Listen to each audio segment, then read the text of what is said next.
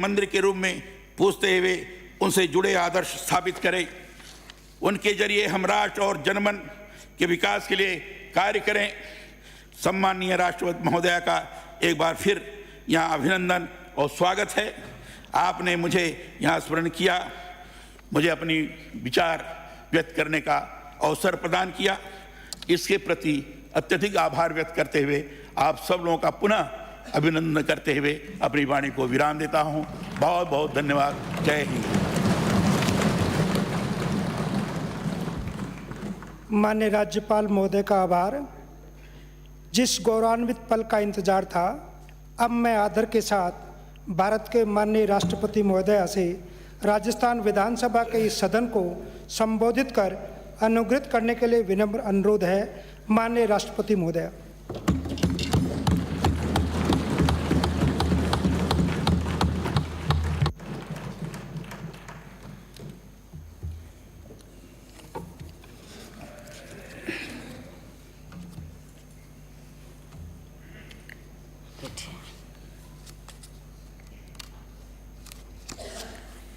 राजस्थान विधानसभा के इस कार्यक्रम में उपस्थित राज्यपाल माननीय श्री कलराज मिश्रा जी, विधानसभा के अध्यक्ष डॉक्टर CP जोशी जी, उपस्थित सभी विधायकगण व पूर्व विधायकगण, अन्य जनप्रतिनिधिगण, देवियों और स्वजनों, सभी को नमस्कार।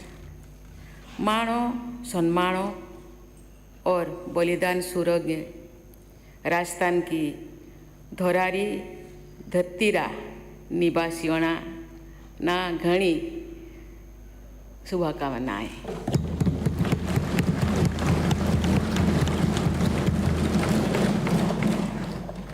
कुछ बोलने से पहले मैं विधानसभा के पावन धरती को मैं नमन करती हूँ।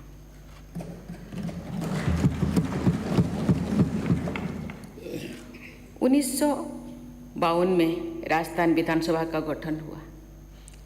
तब से लेकर आज तक इस विधानसभा द्वारा 71 वर्षों का गौरवशाली इतिहास रचा गया है। इसके लिए मैं राज्य की प्रबुद्ध जनता को, राज्यपाल महोदय को, मुख्यमंत्री महोदय को तथा आप सभी विधायकों को हार्दिक बधाई देती हूँ। इस अवसर पर मैं समस्त देशवासियों की ओर से राजस्थान के सभी पूर्व राज्यपालों को, मुख्यमंत्रियों को, विधानसभा अध्यक्षों और विधायकों के योगदान की स्मरण करती हूँ। राजस्थान के लिए ये विशेष गौरव की बात है कि वर्तमान संसद की दोनों सदनों ने अध्यक्षता राजस्थान विधानसभा के पूर्व विधायकों द्वारा की जा रही है। उपराष्ट्रपति के रूप में राज्यसभा के अध्यक्ष श्री जगदीप धनखड़ जी तथा लोकसभा के अध्यक्ष श्री ओम बिरला जी राजस्थान में विधानसभा सदस्य रह चुके हैं। संविधान सभा द्वारा प्रत्येक राज्य में विधायिका की स्थापना सुनिश्चित की गई है। इस प्रकार संविधान की धारा 168 द्वारा विधानसभाओं का गठन करने का प्रावधान लागू हुआ। जैसा कि इस सदन के सभी सदस्य जानते हैं, स्वाधीनता के बाद 1948 में मत्स्य यूनियन की स्थापना के साथ इस राज्य के स्वरूप का निर्माण कार्य शुरू हुआ, जो विभिन्न चरणों में होता हुआ 1956 में स्टेट रीऑर्गेनाइजेशन एक्ट के अनुसार राज्य के पुनर्गठन तथा अंत में अजमेर के राजस्थान से विलय के साथ संपन्न हुआ। राज्य के इस एकीकृत तथा व्यापक स्वरूपों के आधार पर विधानसभा का स्वरूप भी निर्धारित हुआ। यद्यपि पहली विधानसभा वर्ष 1952 में अस्तित्व में थी, सभी सामाजिक वर्गों तथा भौगोलिक क्षेत्रों के विधायकों की उपस्थिति के कारण ये विधानसभा राजस्थान के विविधता का सुंदर प्रतिबिंब प्रस्तुत करती है। क्षेत्रफल के दृष्टि से राजस्थान देश का सबसे बड़ा राज्य है।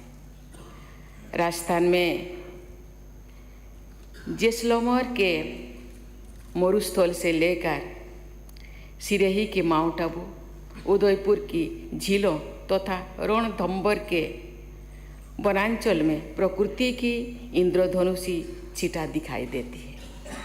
ये विधानसभा भवन राजस्थान की पारंपरिक स्थापत्य कला का सुंदर आधुनिक उदाहरण है। जयपुर को यूनेस्को द्वारा वर्ल्ड हेरिटेज सिटी का दर्जा दिया गया है। विशेषज्ञों का कहना है कि जयपुर नगर की निर्माण योजना वैदिक स्थापत्य कला पर आधारित है, जिसमें अन्य शैलियों का भी सुंदर समावेश किया गया है।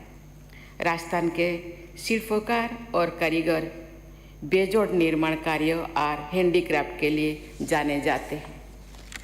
राष्ट्रपति भवन की गणना विश्व के सबसे प्रभावशाली भवनों में की जाती है।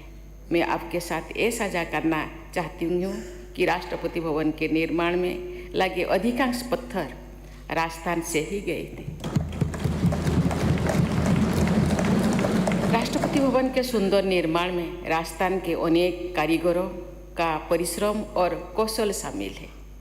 जयपुर कलम राष्ट्रपति भवन के प्रांगण की शोभा बढ़ाता है। इस तरह जयपुर कलम के माध्यम से राजस्थान की छवि राष्ट्रपति भवन में आने वाली प्रत्येक व्यक्तियों तथा वहाँ रहने वाले कार्य करने वाले सभी लोगों के मनोमस्तिष्क में बनी रहती है। अतिथि को देवता समझने की भारतीय भावना का बहुत अच्छा उदाहरण राजस्थान के स्नेही लोग प्रस्तुत करते हैं। राजस्थान में लोकप्रिय गीत पधारो हमारे देश में अभिव्यक्ति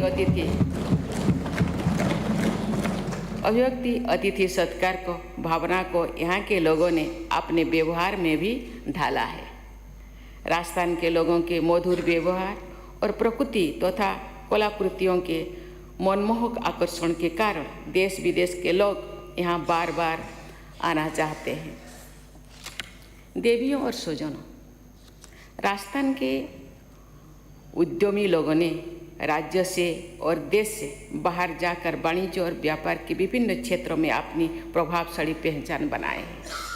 इस प्रकार आप सभी विधायकगण एक समृद्ध परंपरा वाले राज्य में अत्यंत प्रभावशाली और परिश्रमी लोगों के जनप्रतिनिधि हैं। सभ्यता और संस्कृति के हर आयामों में राजस्थान की परंपरा बहुत मजबूती रही है। आज से लगभग 1500 वर्ष पहले राजस्थान के क्षेत्रों में ही संस्कृत के महाकवि माघ ने शिशुपाल बद्ध नामक श्रेष्ठ महाकाव्यों की रचना की थी।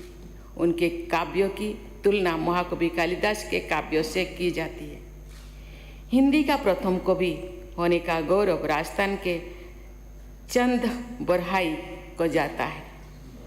उनके द्वारा बरदाई के जाता है। उनके द्वारा लिखित पृथ्वीराज रासो को हिंदी भाषा का पहला काव्य माना जाता है। राजस्थान की मीराबाई ने भक्ति साहित्य को अमूल्य योगदान दिया है। महानता तथा लोकतांत्रिक भावनाओं पर आधारित राज्य व्यवस्था राजस्थान की भावभूमि में प्राचीन काल से ही विद्यमान रही है। महाभारत में आदिवासी समुदाय के ऐसे गणतंत्रों का उल्लेख मिलता है जो 5वीं शताब्दी तक अस्तित्व में रहे थे। ऐसे गणतंत्रों में राजस्थान के उत्तरी क्षेत्रों में स्थापित यौधेय जनजाति का गणतंत्र सर्वाधिक प्रसिद्ध है। स्वाभिमान के लिए संग्राम करने की भावना राजस्थान की धरती के लोगों में कूट कूट कर भरी हुई है। यही भावना राजस्थान के गौरवशाली इतिहास का आधार रही है। यहाँ के बारे में वीरों ने योद्धाओं ने जिन राजाओं के नेतृत्व में धरती को अपने रक्त से लाल कर दिया, वे राजा भी अपने लोगों से अथाह प्रेम करते थे। पृथ्वीराज चौहान, राणा सांगा और राणा प्रताप, महाराजा राणा प्रताप जैसे वीरों और अनेक सेनानियों का शौर्य भारत की वीर गाथाओं के स्वर्णिम अध्याय है। चित्तौड़ का विजय स्तंभ राष्ट्रीय गौरव का एक जीवंत प्रतीक है। महाराणा प्रताप के साथ कंधे से कंधा मिलाकर युद्ध करने वाले बनवासी वीर योद्धा राणा पुंजा भील के अमर बलिदान की कहानी मेघवाड़ का बच्चा बच्चा जानता है। वीर बालक दूधा भील ने महाराणा प्रताप के आदर्शों का अनुसरण करते हुए अपने प्राण समर्पित कर दिया था। जो जनजाति समुदाय के लोगों को एकता के सूत्रों में बांधने के लिए मोतीलाल तेजवान ने एक ही आंदोलन चलाया था, जिसका उद्देश्य एकजुट होकर शोषण के खिलाफ संघर्ष करना था। शिक्षित समाज के समावेशी शिक्षा के प्रति संवेदनशील बनाने के संघर्ष में अपने प्राणों की आहुति देने वाली डंगरपुर की बीरवाला कालीबाई के विषय में सभी देशवासियों की जानकारी होनी चाहिए। समाज सुधारक और महान स्वाधीनता सेनानी गोविंद गुरुजी के असंख्य देश प्रेमी अनुयायी मानगढ़ नरसंहार में वीर गति को प्राप्त हुआ। राजस्थान सहित देश के अनेक क्षेत्रों में गोविंद गुरुजी का प्रभाव था। मुझे प्रसन्नता है कि आज़ादी का अमृत महोत्सव के उपलब्धि में हो रहे कार्य के माध्यम से देशवासियों को मानगढ़ धाम की गौरव गाथा के बारे में अवगत कराया जा रहा है। जनजातियों सहित राजस्थान के सभी समुदायों के लोगों ने देश प्रेम के अनुपम उदाहरण प्रस्तुत किए हैं। मैंने विधानसभा में इस विषय पर थोड़े विस्तार में जाकर इसलिए बात कर रही हूँ कि हमारे स्वाधीनता संग्राम के आदर्श पर ही हमारे संविधान के आदर्श निर्धारित किया गया है। न्याय, स्वतंत्रता, समता और बंधुता के ये संवैधानिक आदर्श सभी विधायकों के लिए मार्गदर्शक सिद्धांत होनी चाहिए। स्वाधीनता के बहुत पहले सन 1929 में बाल विवाह को समाप्त करने के महान उद्देश्यों के साथ एक कानून सेंट्रल लेजिस्लेटिव असेंबली द्वारा पारित किया गया था। महिला सशक्तिकरण तथा सामाजिक समावेश का वो महत्वपूर्ण अधिनियम बोलचाल में शारदा एक्ट के नाम से जाना जाता था, क्योंकि उसके प्रेरणा श्री हरिविलास शारदा थे। श्री हरिविलास शारदा राजस्थान के निवासी थे। स्वाधीनता के बाद श्री मोहनलाल सुखाड़िया से लेकर श्री भैरव सिंह शेखावत जैसे जनसेवकों ने संवैधानिक आदर्शों के अनुरूप राज्य स्तर के कानून बनाने में तथा समावेशी और कल्याणकारी योजनाओं को लागू करने में प्रभावी नेतृत्व दिया। समावेशी विकास और जनहित में कार्य करने की इस परंपरा में मजबूत बनाना सभी विधायकों का कर्तव्य है। मैं अपने वाणी को विराम देने से पहले मैं सभी माननीयों को कहना चाहती हूँ, माननीय हम सब कितने भाग्यशाली हैं। मुझे बताया गया है ये राज्य की जनसंख्या 7 करोड़ से ज़्यादा है। जनप्रतिनिधि, विधानसभा के जनप्रतिनिधि केवल 200। माननीयों को जनता ने जनप्रतिनिधि रूप में इस विधानसभा को भेजते हैं। माननीय कभी 1 बार, कभी 2 बार, कभी 3 बार, कभी 4 बार, जिंदगी भर बार बार जनता द्वारा प्रतिनिधि बनकर इस सभा को आके सभामंडन करते हैं। जनता कितना प्यार करते हैं, इसीलिए बार बार आपने चाहती जनप्रतिनिधि को बार बार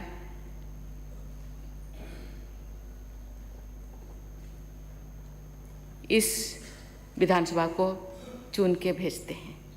कभी कभी इतने प्रभावित होते हैं अपने नेता या अपने प्रतिनिधि का हर चीज़ को फॉलो करते हैं। कभी हेयर स्टाइल, उनके चाल चलन, चेहरा, उनके ड्रेस, कभी कभी ऐसे मैंने देखी जनता को कभी हाथ में बंधे हुए कलाई के कलर का एक धागा को भी वो फॉलो करते हैं। कितने प्यार करते हैं, आशा करते हैं। जिस चीज़ को माननीय विधायक के अध्यक्षों ने यहाँ जिक्र करते थे कि आज़ादी, प्रियम्बल का कुछ पंक्तियाँ, आज़ादी बोलने का, आज़ादी सामाजिक आज़ादी, आर्थिक आज़ादी, शिक्षा लेने की आज़ादी, ये आज़ादी का दायित्व जनसाधारण ने अपने जनप्रतिनिधि को दिए। ये युग एक कंप्यूटर युग है।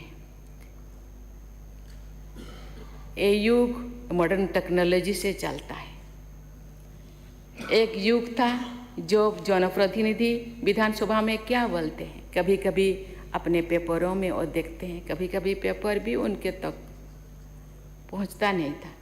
लेकिन आज घर घर तक यहाँ क्या चल रहा है, मेरे जनप्रतिनिधि जनता के लिए, मेरे परिवार के लिए, मेरे समाज के लिए, मेरे देश के लिए, मेरे राज्य के लिए, महिलाओं के लिए, युवाओं के लिए क्या करते हैं और देखते हैं, समझते हैं।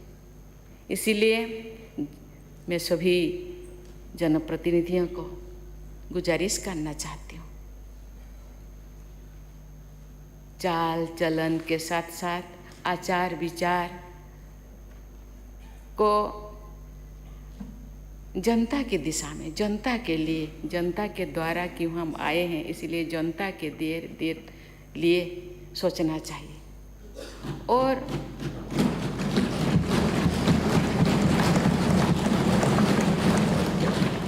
केवल हम नुहे, मैं नुहे, मेरा सच, मैं और मेरा को छोड़ के हमारा होना चाहिए। केवल मैं और मेरा सोचने से देश का या समाज का या राज्य का उन्नति शायद नहीं होगा। इसीलिए हमेशा जनप्रतिनिधि जनता के लिए, राज्य के लिए सोचना चाहिए। मैं और मेरा से ऊपर उठकर मेरा देश, मेरा जनता, मेरे लोग होना चाहिए।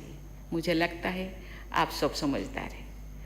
आप यहाँ इसीलिए बार बार जनता आपको चुनकर भेजे हैं। मुझे लगता है आने वाला दिन जो भी मुद्दा, हमको पता है कि ये मुद्दा हम लोगों के हम अभी चाहिए, नीड ऑफ द आवर, अभी का क्या ज़रूरत है, वर्तमान की ज़रूरत चीज़ें का उसी हिसाब से नियम बनाने का दायित्व जनता ने जनप्रतिनिधि को दिए हैं। आप उसको बना सकते हैं, आपके हाथ में हर चीज़ है। इसीलिए मैं चाहूँगी कि आगे चलकर ये XYZ ने नहीं किया, लेकिन अपने खुद को पूछना चाहिए, मैं क्या किया, हम क्या किए। X नहीं किया, लेकिन मुझे दायित्व दिया गया है, जनता ने मुझे दायित्व दिए, मैं क्या किया, मैं जनता के लिए क्या किया, हम मिल के संगठित रूप में क्या किए। मुझे लगता है आने वाला दिन, ये राजस्थान नाम सुनकर मुझे दिल में इतने भावना आती है कि राजाओं के ये राज तंत्र तो अभी नहीं है, लोकतंत्र है। इसीलिए मुझे चुना गया है। मुझे परसेंटेज निकाला जाए तो मुझे पता नहीं कितने होगा, 7 करोड़ और 200, इतने भरोसा करते हैं। मुझे लगता है भरोसा लायक होना चाहिए।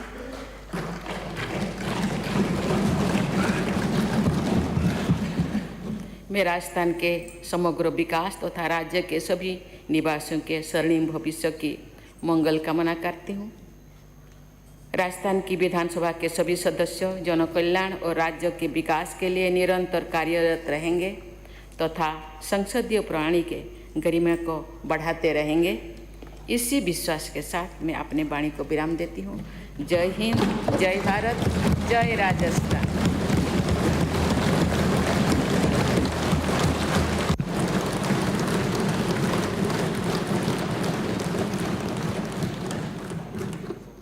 माननीय राष्ट्रपति महोदय का हृदय की गहराइयों से आभार ऐतिहासिक एवं प्रेरणादायी उद्बोधन के लिए। अब मेरा अनुरोध सभी से अपने स्थान पर खड़े होने के लिए